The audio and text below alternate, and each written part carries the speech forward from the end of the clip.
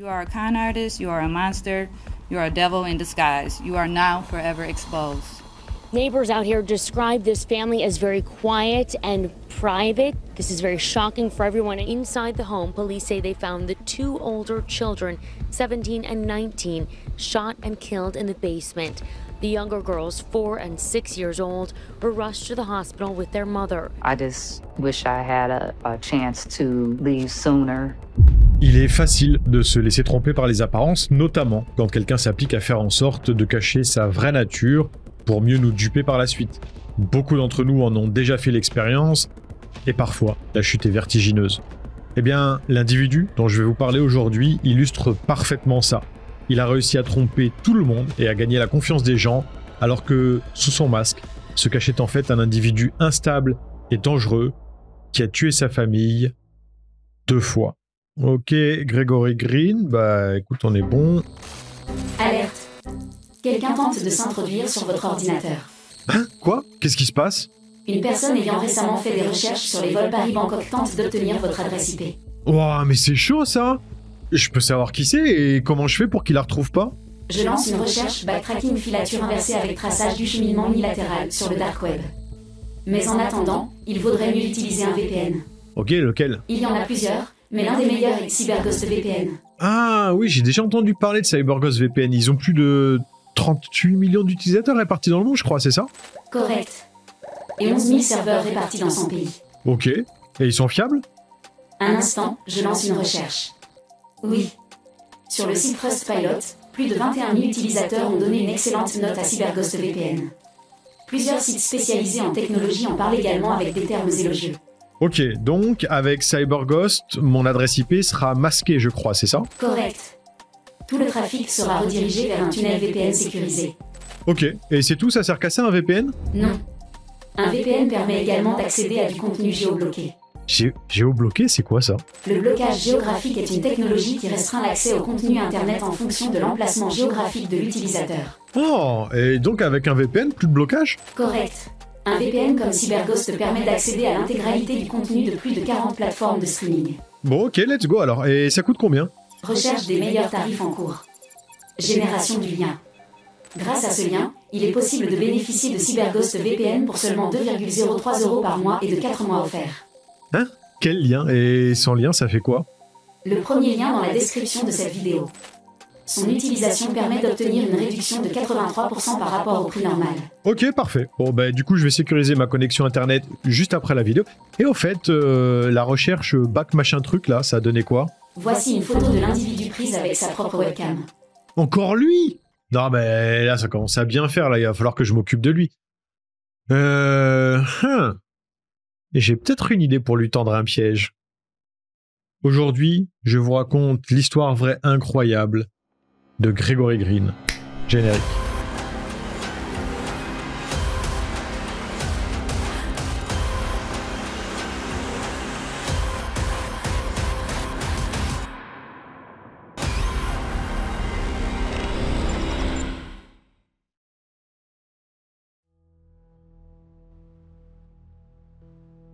Si la ville américaine de Détroit a un nom qui sonne si français, c'est parce que c'est l'un d'eux, et plus précisément un dénommé Antoine de Lamotte-Cadillac, qui l'a fondé en 1701, en référence à la configuration des lacs Sainte-Claire et Erie, dont elle occupe les rives occidentales. Bien plus tard, la cité vit son âge d'or parce que sa croissance explose littéralement. Henry Ford y a par exemple construit sa première fabrique automobile en 1896. Pour autant, l'histoire de Détroit a également été marquée par de tristes événements, dont d'importantes tensions raciales qui ont plusieurs fois été la source d'émeutes sanglantes, et à la fin des années 1980, sa situation a encore évolué, mais pas en bien. La ville est très pauvre et elle affiche un taux de criminalité record, alors quand on y habite, si on trouve le bonheur, on a tendance à s'y accrocher. Cette situation, c'est celle que vit Latonia Clayton, dite simplement Tonya, à l'été 1989.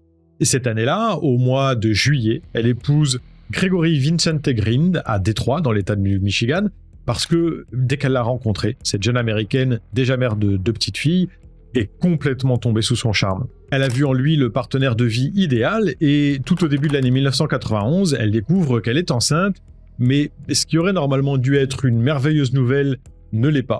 parce que cette grossesse n'arrive pas forcément à point nommé. Malheureusement pour Tonia, le conte de fées a en réalité été de très courte durée.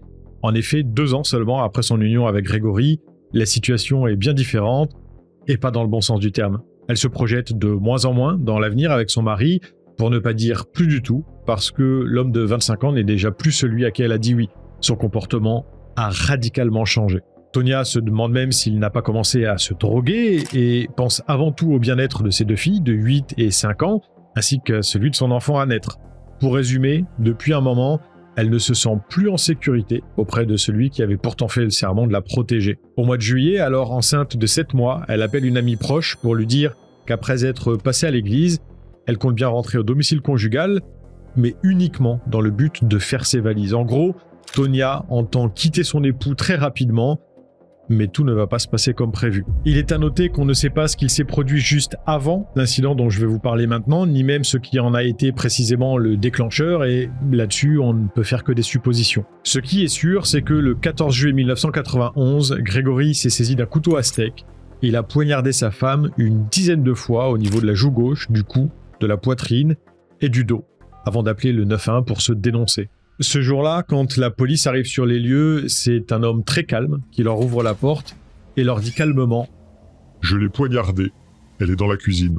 Les officiers se dirigent alors vers la pièce indiquée et constatent avec effroi que Grégory n'a pas menti, mais également qu'il n'y a plus rien à faire pour sa victime, ou plutôt ses victimes. Tonia agit là dans une mare de sang et elle est déjà morte, tout comme l'enfant qu'elle portait, qui n'a pas pu être sauvé non plus. Après ça, le meurtrier révèle l'emplacement de l'arme du crime qu'il a simplement posée sur le réfrigérateur. Les filles de la mère de famille étaient présentes au moment du drame, mais si l'une est retrouvée cachée dans un placard, heureusement, aucune des 2 n'a été blessée, même si on peut difficilement imaginer l'ampleur du traumatisme que leur beau-père vient de leur infliger.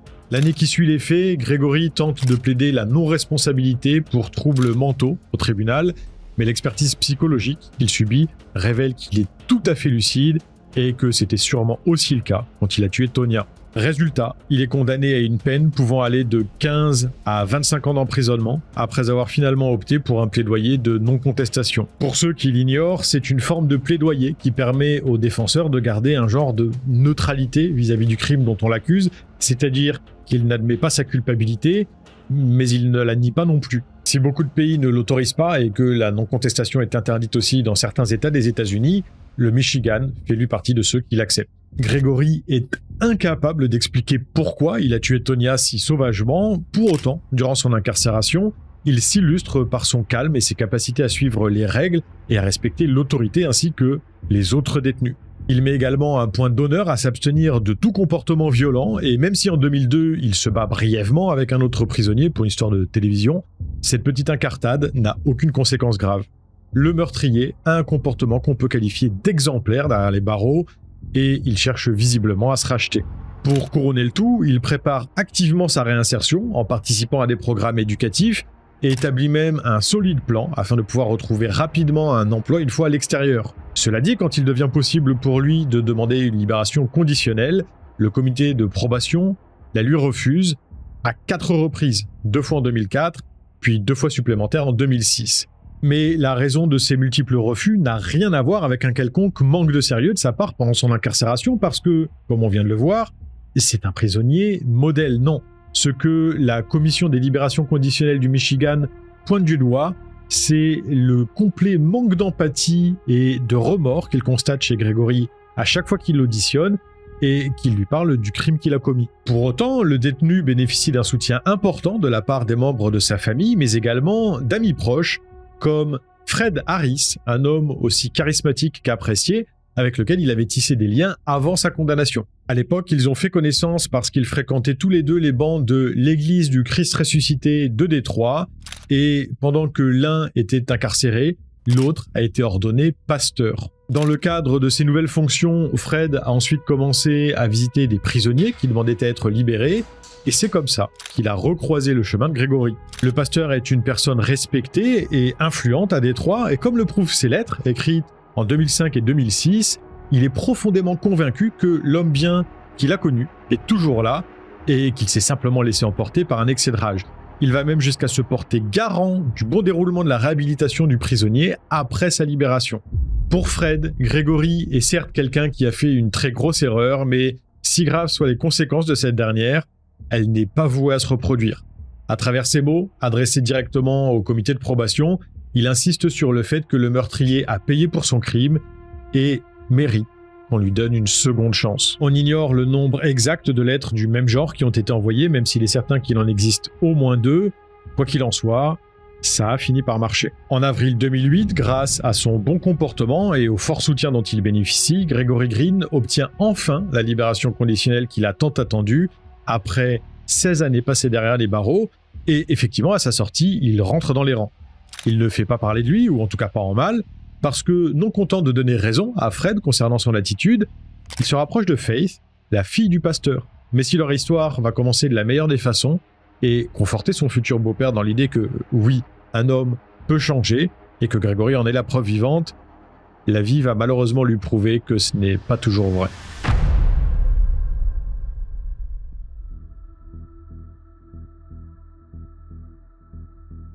Quand Gregory a croisé Faith pour la première fois, c'était en 1990 sur les bancs de l'église dont son père va devenir pasteur par la suite.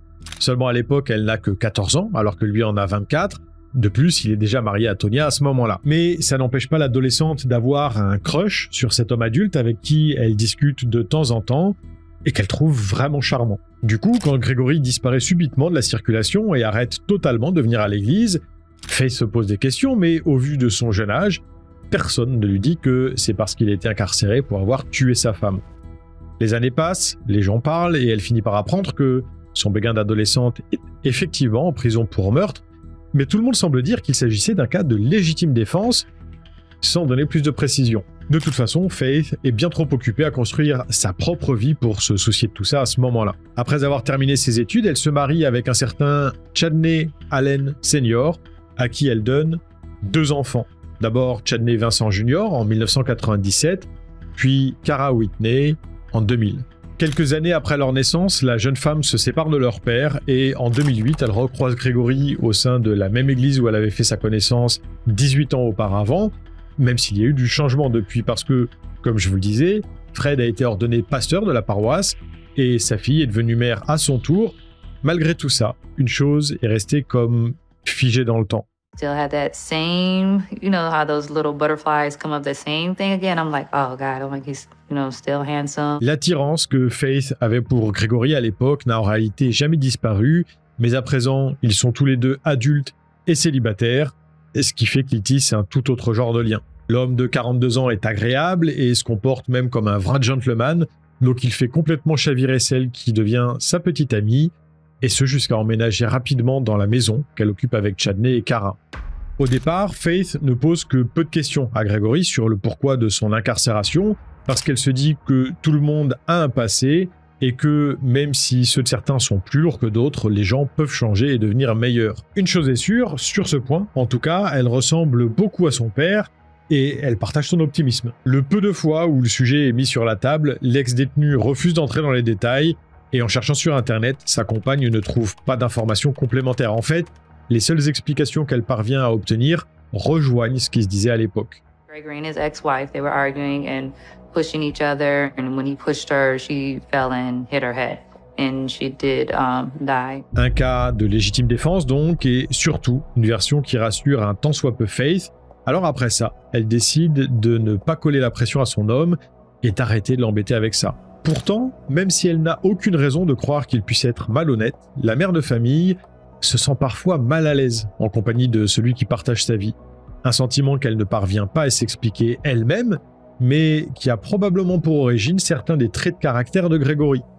Il est souvent mutique, mais surtout, son humeur est assez changeante et il peut s'énerver très vite, même pour des broutilles. En fait, Faith a l'intuition qu'un truc cloche chez lui sans pouvoir mettre précisément le doigt dessus, et c'est assez malaisant pour qu'elle décide de mettre un terme à leur relation. Seulement, peu de temps après cette séparation, elle découvre qu'elle est enceinte de Gregory, qui est d'ailleurs ravi d'apprendre qu'il va devenir père. Une grossesse imprévue qui permet au passage à l'homme de récupérer son ex. Pour tenter d'offrir un foyer stable à leur enfant à naître, Faith décide de donner une autre chance à leur couple, mais l'étrange ressenti qu'elle avait ne la quitte pas, et elle n'est pas la seule à l'avoir parce que sa fille, Cara, a exactement le même. Des pensées négatives dont elle ne parle pas, mais qu'elle consigne dans son journal intime. Elle y précise par exemple qu'elle n'est pas enthousiaste du tout à l'idée que le petit ami de sa mère puisse devenir son beau-père. Pourtant, c'est ce qu'il se passe le 18 décembre 2010, jour où Faith épouse Gregory, moins de 2 mois après la venue au monde de Coy Bailey, la première fille du couple, née le 28 octobre.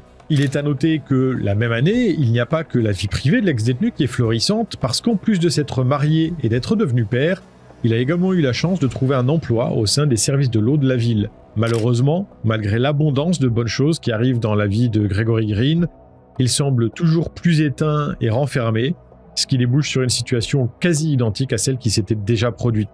Faith veut partir, mais à ce moment-là, elle tombe à nouveau enceinte et décide de rester, en se disant qu'elle doit faire en sorte que sa relation fonctionne pour Coy, mais aussi pour sa petite sœur, qui s'apprête à pointer le bout de son nez. Kaylee was born September 5th, 2012. After I had Kaylee, he was acting strange, even like when I was in the hospital. And then once I brought Kaylee home, he just didn't really want anything to do with her.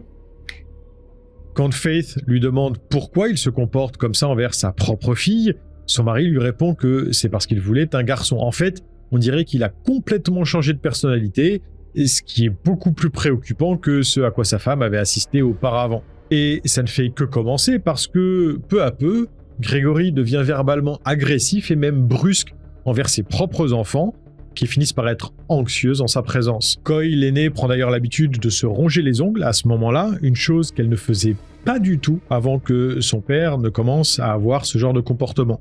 À partir de là, Faith, qui pensait peut-être entamer une thérapie familiale, réalise que, quoi qu'elle fasse, il ne lui sera pas possible de sauver les meubles.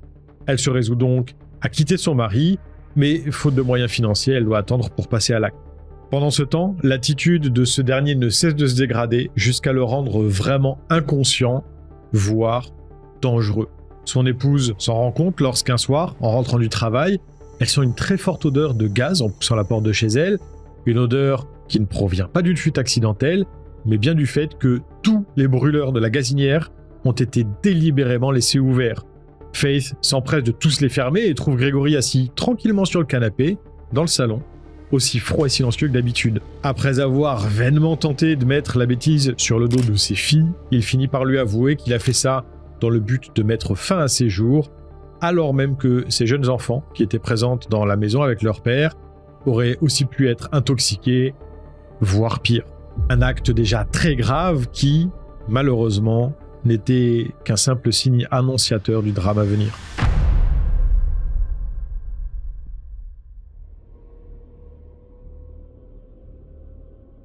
After the gas incident, I couldn't sleep.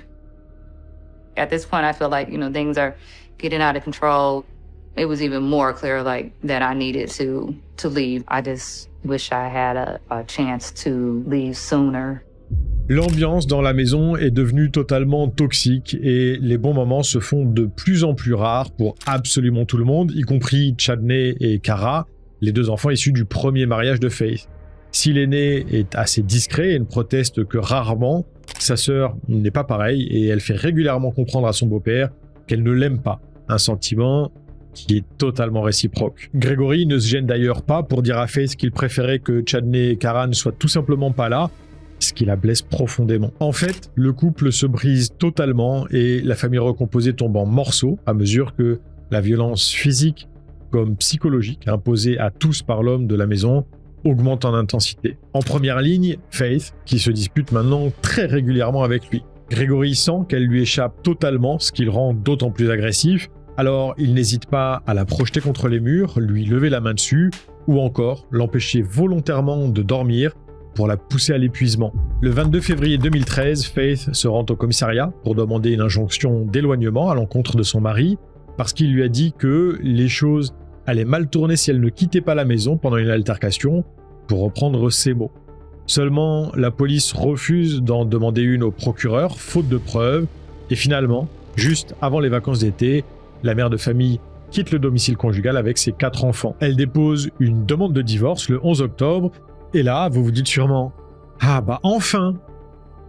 Mais c'est malheureusement loin d'être la fin de l'histoire.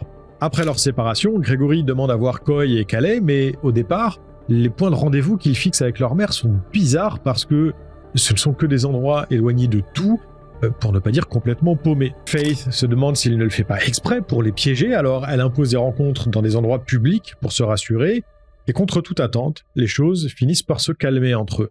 Greg and I were separated probably about 2 years, so it'd been, some time that we hadn't been together. He had a lawyer and I had a lawyer. Before everything was finalized, he was trying to communicate more. He was talking to me more. So that's how it started. Grégory s'adoucit, fait des efforts, dit à Faith qu'il compte vraiment changer et qu'il faut qu'elle revienne avec les enfants pour qu'ils soient enfin une vraie famille. Et non, vous ne rêvez pas, elle mord à l'hameçon et elle demande l'annulation de la procédure de divorce en cours avant de se réinstaller avec lui.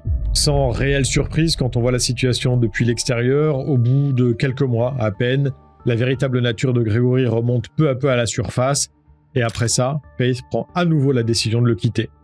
Pour de bon cette fois, et elle le pense sincèrement, quoi que son mari puisse faire à présent, elle ne changera pas d'avis, c'est bel et bien terminé. D'ailleurs, le 11 août 2016, elle dépose une seconde demande de divorce. Malheureusement, il a lui aussi planifié quelque chose qui n'allait laisser aucune possibilité de retour en arrière.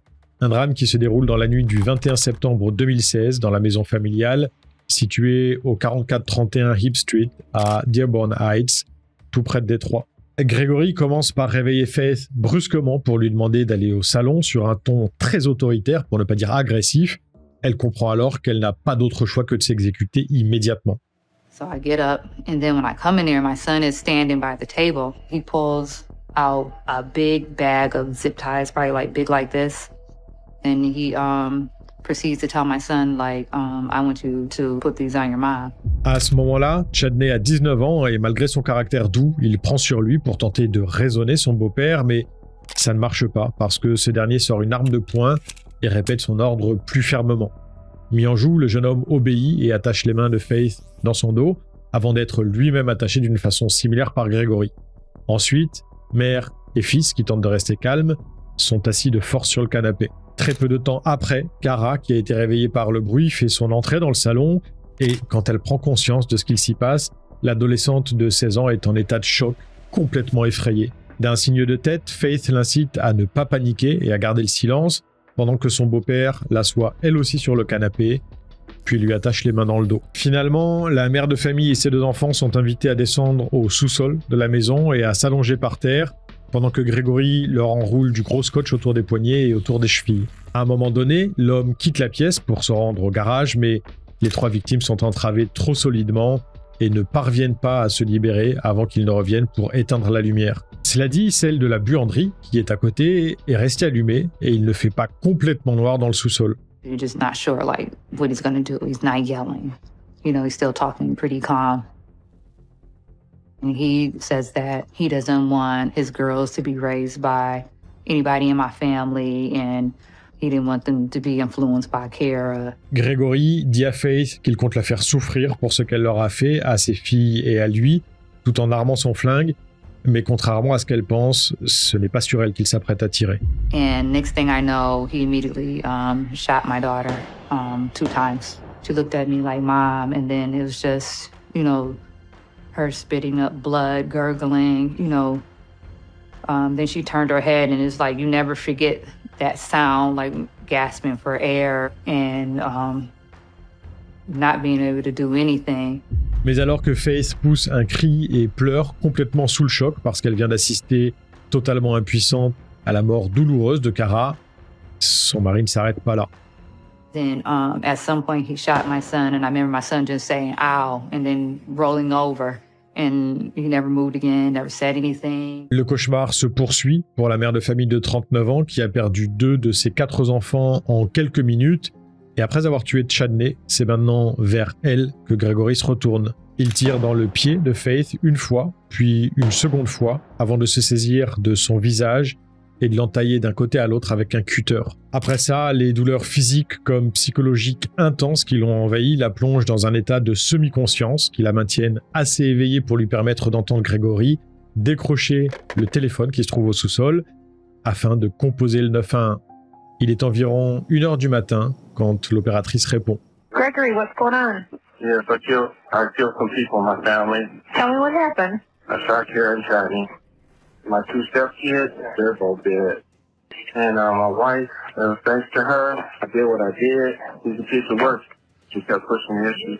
Cette situation horrifiante n'est pas sans rappeler celle que Gregory a fait vivre à Tonya, sa première femme, qu'il a tuée de 10 coups de couteau en 1991 alors qu'elle était enceinte. Le tout en tentant de se faire passer pour un homme battu qui avait seulement tenté de se défendre, tout comme il a accusé Faith de l'avoir indirectement poussé à tuer ses propres enfants. Et rappelez-vous, après son premier meurtre, il avait également appelé le 911 immédiatement pour se dénoncer. Quand Gregory raccroche, l'opératrice envoie immédiatement une patrouille sur les lieux et en arrivant, les officiers de police trouvent le criminel en train de les attendre dans l'allée, devant la maison. Il est placé en état d'arrestation quand Faith, de son côté, est prise en charge en urgence par les secours.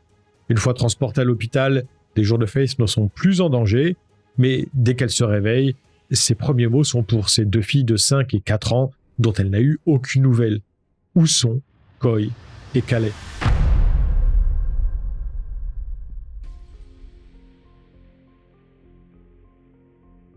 Quand elle sort de sa torpeur, Faith pense que ces petites dernières se trouvaient en sécurité dans leur lit au moment du drame et qu'elles ont donc été récupérées saines et sauves par quelqu'un après les faits.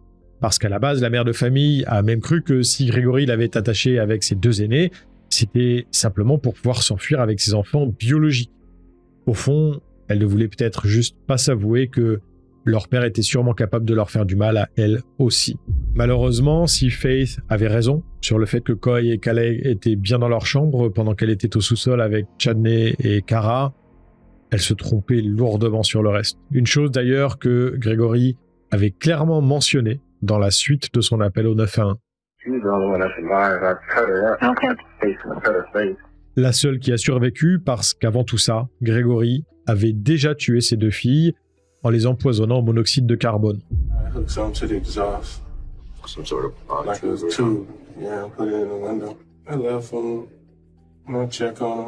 I checked on them several times. Did they look like they were sleeping? Yeah. They look peaceful. Une fois Coy et Calais mortes dans la voiture, leur père a sorti les corps de l'habitacle pour les remettre dans leur lit, d'où il les avait tirés encore endormis peu de temps auparavant. Dans la nuit du 21 septembre 2016, Faith a donc perdu non pas 2 de ses enfants, mais les 4. Et si Gregory les a tous tués, ça semble être uniquement dans le but de pouvoir faire le plus de mal possible à sa femme, qui les adorait, et qui ne peut d'ailleurs plus tomber enceinte parce qu'elle a subi une opération. L'homme est très clair à ce sujet, si cette dernière est encore en vie, ce n'est pas du tout par hasard. Did you intend on killing Faith? That night? Tonight? Yeah. No. No? Can we ask why? Because I wanted her to see what she did. Okay. And to live with it. It's like I gotta live with it. I felt overwhelmed and anger turned into hatred, for her. That's the only thing that had driven me to do what I did. I didn't want to. I tried to fight. I just got fed up. Il faut avouer qu'il est difficile de voir une quelconque logique derrière le raisonnement de Gregory parce que, quoi que Faith ait pu faire, absolument rien n'aurait pu justifier un seul des meurtres qu'il a commis, ni même la torture qu'il lui a fait subir. Des agissements concernant lesquels il est plutôt lucide, même si, une fois encore, il trouve le moyen de tout ramener à lui.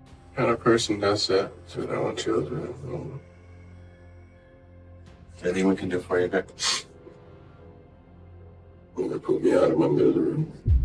Le soir du drame, il aurait facilement pu mettre fin à ses jours, vu qu'il avait une arme et des munitions. Alors pourquoi ne l'avoir pas fait et, au contraire, fait le choix d'appeler le 911 ? Si Gregory était assez lucide juste après les meurtres pour vouloir en assumer les conséquences, comment croire qu'il n'a pas réussi à se maîtriser et qu'il a fait ça sur un coup de tête simplement parce que la coupe a débordé ? Même s'il pouvait changer très rapidement d'humeur et montrer une personnalité totalement différente, il est parvenu à rester extrêmement calme pendant toute la durée de l'exécution de son plan, qui fait beaucoup penser à quelque chose de prémédité. Quoi qu'il en soit, étant donné que Gregory s'est dénoncé et a fait des aveux complets, son interrogatoire ne dure pas très longtemps. Le jour du procès, Faith prend la parole et, vu l'étendue de la perte qui lui a été infligée par l'homme qui se trouve dans la même salle qu'elle, elle reste très digne. You are a con artist, you are a monster, You are a devil in disguise. You are now forever exposed. I've thought over and over again what I would say, even though it doesn't even matter. First of all, I am not and did not and will not suffer like you intended for me to do.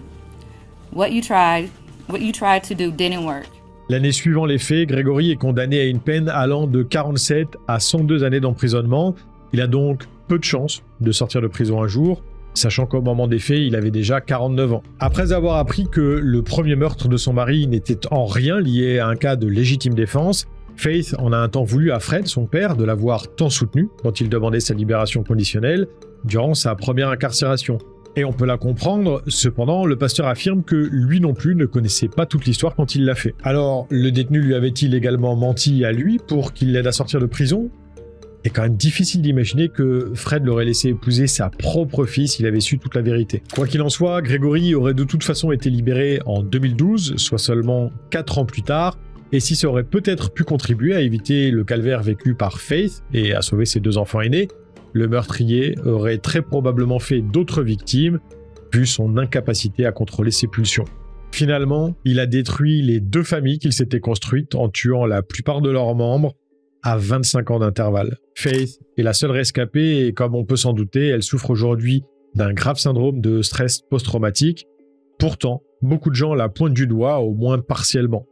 En ligne, on peut trouver quantité de posts écrits par des personnes qui disent qu'en premier lieu, légitime défense ou pas, elle n'aurait jamais dû laisser un criminel déjà condamné pour le meurtre de sa femme entrer dans la vie de ses enfants et encore moins en faire d'autres avec lui. Mais le questionnement va plus loin. Pourquoi Faith n'a-t-elle pas quitté Gregory définitivement plus tôt, alors même qu'il y avait clairement des signes qui montraient que quelque chose n'allait pas chez lui et qu'il était dangereux? Pire, pourquoi s'est-elle remise avec lui après avoir réussi à partir quand leur divorce était sur le point d'être finalisé? Il n'y a que Faith qui puisse répondre à tout ça, mais il est compliqué d'accabler quelqu'un qui a déjà tout perdu et qui était aussi sûrement sous l'emprise d'un homme aussi menteur que manipulateur. Et vous, quelle est votre opinion à ce sujet? Fred peut-il être tenu pour responsable de la mort de ses petits-enfants? Quelle est la part de responsabilité de Faith dans tout ça? Et surtout, Gregory avait-il, oui ou non, tout planifié? Attention, cet ordinateur n'est toujours pas protégé. Oui, c'est vrai. Je vais aller regarder le lien en description tout de suite alors, parce que franchement, 2,03€ par mois et 4 mois offerts, je crois, c'est ça? Pour être safe, c'est pas très cher payé. Puis si en plus ça peut me donner accès à plus de contenu sur Netflix.